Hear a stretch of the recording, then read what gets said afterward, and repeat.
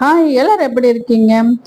நம்ம வந்து ஃபங்க்ஷன் மோட்லயே இருந்தோம்னு சொல்லி லாஸ்ட் vlogல எல்லாம் போட்டிருந்திருப்போம். அதுக்காக நாங்க என்னென்ன அந்த வீக்ல என்னென்ன ப்ரிப்பரேஷன் பண்ணோன்றத தான் இந்த வீடியோல நம்ம பார்க்க போறோம். என்னன்னு பார்த்தீங்கன்னா, நம்ம வந்து ஃபேஷியல் அந்த மாதிரி வெளியில பண்ணாம வீட்லயே வந்து இந்த கருப்பு அந்த கழுத்தை சுத்தி கருப்பு வந்து போறதுக்காக ஒரு சின்ன ரெமெடி தான் நான் பண்ணியிருந்தேன்.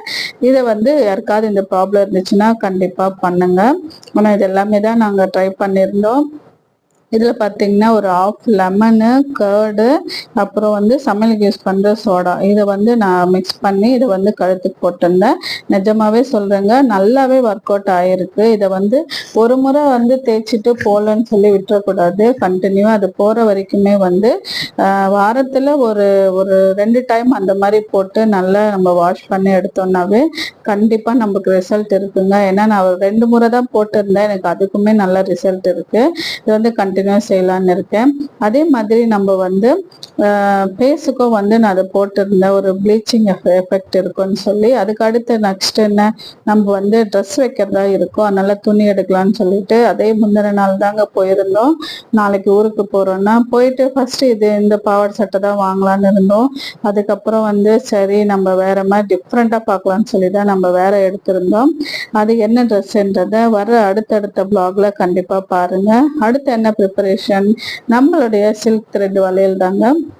சில்க் த்ரெட் வளையல் இந்த கலர் தான், கோல்டன் கலர்ல வந்து நம்ம வந்து ஃப்ளவர் மாதிரி வச்சு செஞ்சிருந்தோம். அதே மாதிரி ரெட் கலர் ஸ்டோன்ஸ் வச்சும் செஞ்சிருந்தேன். அதாவது யாஷிகாவுக்கு வந்து பெருசா எதுவும் வந்து அவளுக்கு ஆல்ரெடி செஞ்சு இருந்திருந்தேன் வளையல், அதனால அவளுக்கு எதுவும் ட்ரை பண்ணல.